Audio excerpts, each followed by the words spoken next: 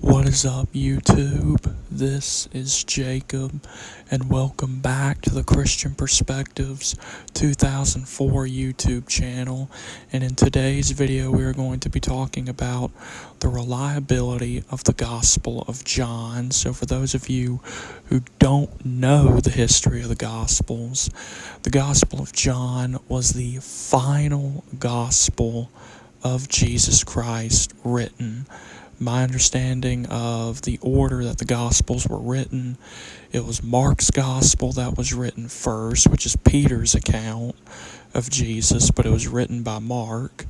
Then you have Matthew and Luke's Gospel kind of coming about at roughly the same time, but point is, those three Gospels were written anywhere from roughly 60 to 80 AD, whereas John's Gospel was not written until roughly 90 AD, and due to John's Gospel being further removed from the writings of the other three Gospels, roughly by about 20 to 30 years, and due to, many of things having taken place by that point, there is some, questions historians have had where they have consistently questioned the reliability of the Gospel of John. They don't necessarily question the other three Gospels, but they do question the Gospel of John. And in this video, I'm ultimately going to showcase why the Gospel of John is reliable and does indeed fit with the other three Gospels. So, first let's look into why some have doubts regarding John's Gospel. John looks different from Matthew, Mark, and Luke. 90% of John's Gospel is unique content, including the wedding at Cana, the raising of Lazarus from the dead, and Jesus' I am statements. There are no parables or exorcisms, instead long discourses, different chronological timeline, at least it seems so. 3 Passovers versus the 1, temple cleansing being at the beginning, and there's a higher emphasis on Jesus' divinity from the very beginning, where the other three Gospels slowly built towards Jesus' divinity with the final nail in the coffin, showcasing Jesus' divinity being the huge emphasis on his resurrection at the end of each gospel. And some scholars have been thinking for many years that John's Gospel is more theological than historical, making them question the authenticity of John's Gospel. But here is why John's Gospel does fit with the other Gospels and why it is historically accurate. The Synoptic Gospels, which when you hear the term Synoptic Gospels, that's referring to the first three Gospels written, Matthew, Mark, and Luke. The Synoptics are not identical either. Each has unique stories, details, and emphasis. John complements them, giving what they left out. Example, Synoptics highlight Jesus' Galilean ministry. John fills in multiple Jerusalem visits. John's different timeline also makes sense. The Synoptics don't mention how long Jesus' ministry lasted, but John's Passover markers show that it was likely about 3 years.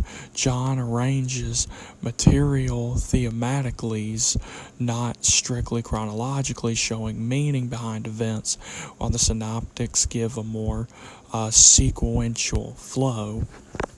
Plus, it's also important to note that when you see the term thematically, that was a very common bibliography type literary style in that part of the world in the first century.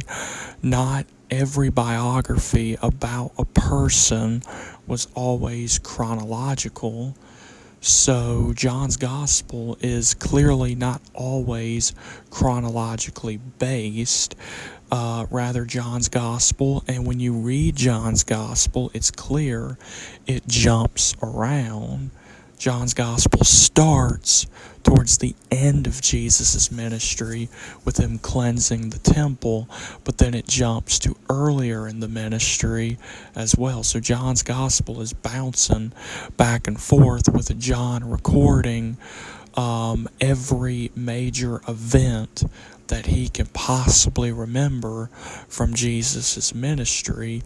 And this was a very, very common thing that you see in thematic biographies back in the first century, and really is still I'm sure, a common form of biographies even in that part of the world to this day. And then we have undesigned coincidences between the different Gospels. John and the Synoptics fit together like puzzle pieces, unintentionally confirming each other. Here's an example. The Synoptics show Jesus being mocked as King of the Jews, but don't explain Pilate's role. John records the extended dialogue with Pilate, making sense of it. Example, Luke and John both reference the unique cultural details that align perfectly without copying.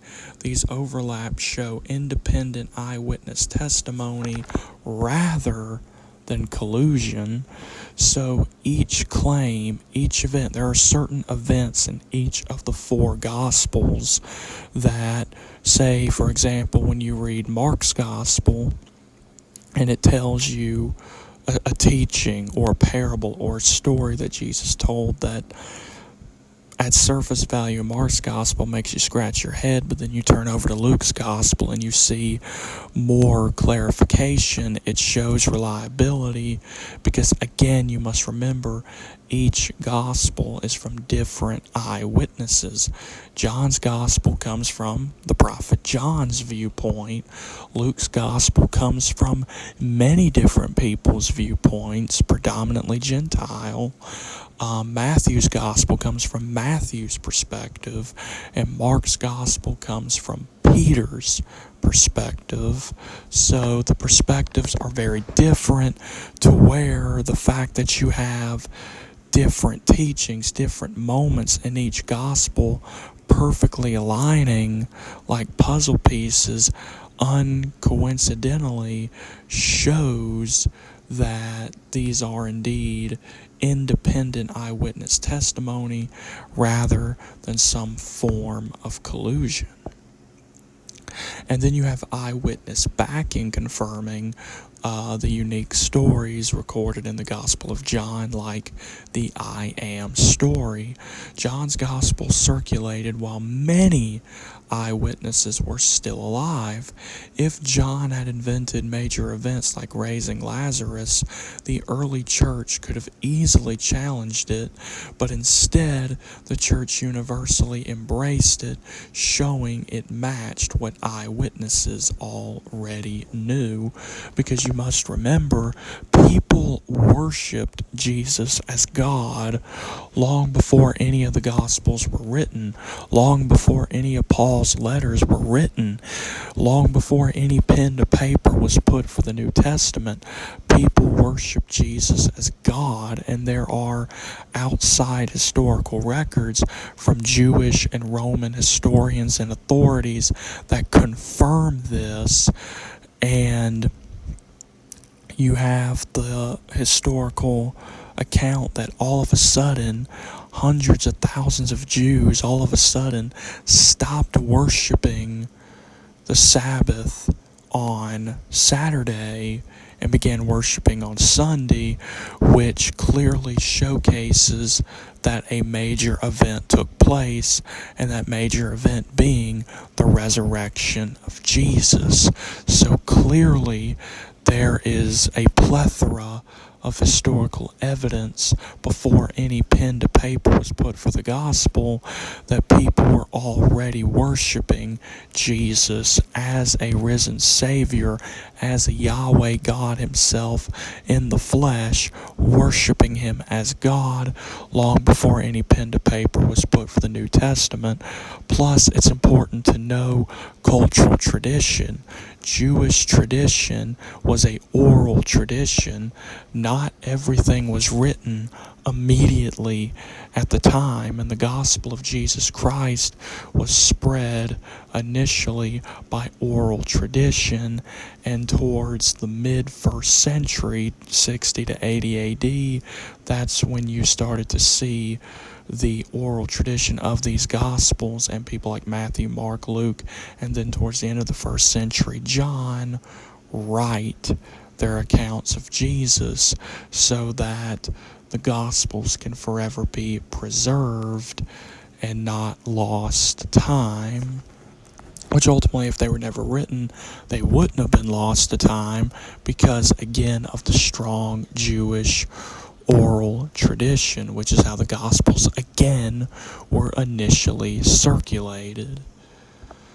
Plus, you have the early church is caution, extreme caution in accepting certain teachings. For example, the early church rejected false writings like the Gospel of Thomas, where John's gospel, on the other hand, was preserved and honored because it was recognized as authentic eyewitness truth.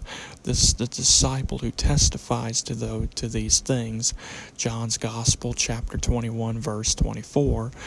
Gospels like Thomas and Peter were rejected by the early church because they did not align with what the apostles, like the real Peter, the real Thomas, what John taught, what Matthew taught, what Mark taught, what Luke taught, what all the followers of Jesus, even the women like Mary Magdalene taught, the Apostle Paul taught. Like, these Gnostic Gospels like Peter and Thomas did not align with what the eyewitnesses of Jesus taught, those who actually knew Jesus. Therefore, that's why the Gospel of Thomas, the Gospel of Peter, are rejected. And not to mention, these Gospels were written long after these other Gospels were written.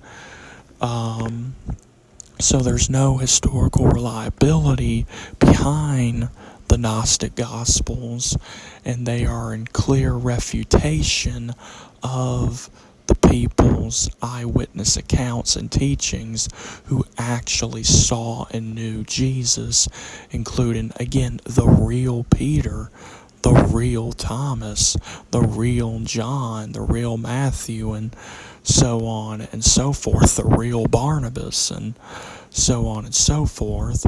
So the early church's extreme caution in what teachings and writings about Jesus they accept and ones that they don't, and the fact that they accepted John's gospel and that there were plenty of eyewitnesses still alive that can back up the authenticity of John's gospel, and the fact that many of the stories in John's gospel were already being circulated by the Jewish oral tradition before John's gospel was even written, shows the authenticity of John's gospel. And again, the early church's extreme caution in what writings about Jesus to accept and not to accept, and the fact that they accepted John's gospel shows the authenticity of John's gospel.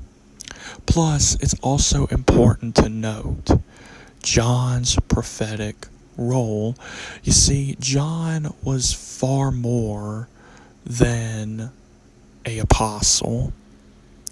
John is a prophet. Now, many churches don't necessarily, I don't think, typically put the term prophet in front of the Apostle John. They just call him the Apostle John.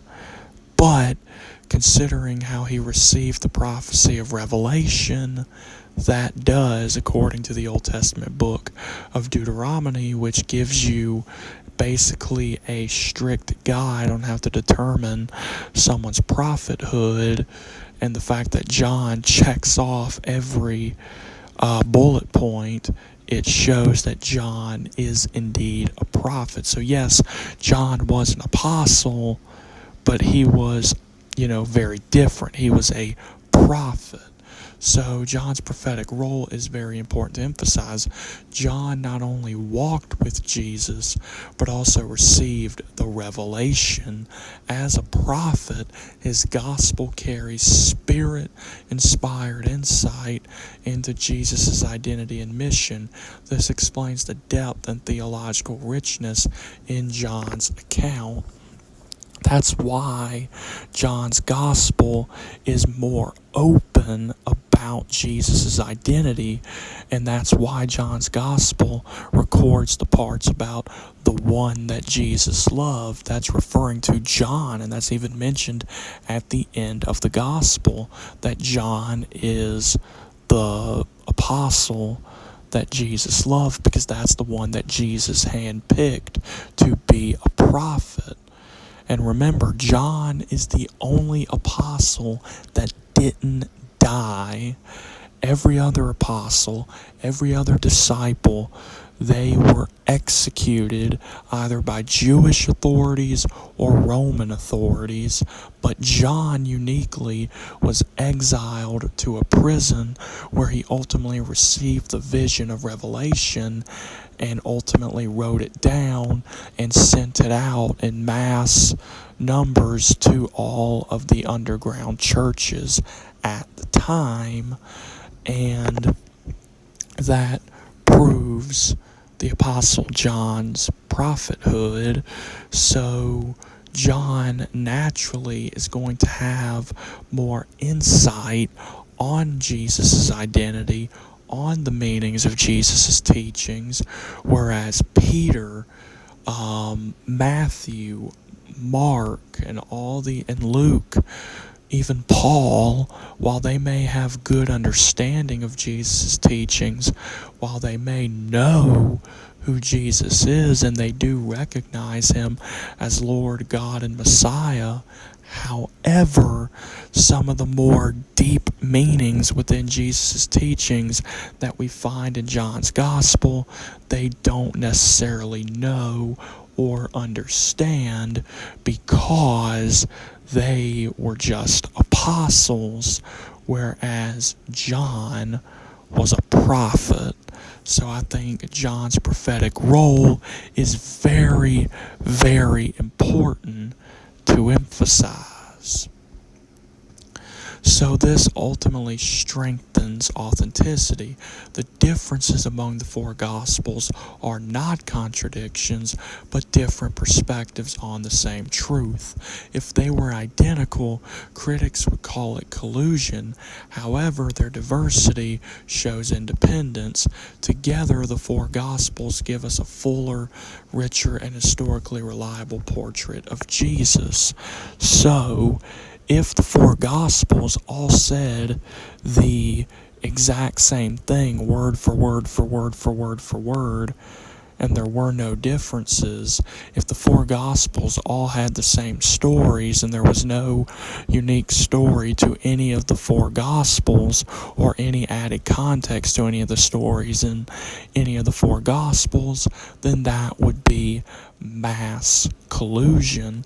But the fact that each Gospel is dated to different points in time in terms of when they were written by different people, and the fact that, like, Mark's Gospel is Peter's account, Luke's Gospel is Luke getting multiple people's accounts, John is a prophet, and Matthew is a tax collector and someone that was called to Jesus' ministry pretty later on than the others.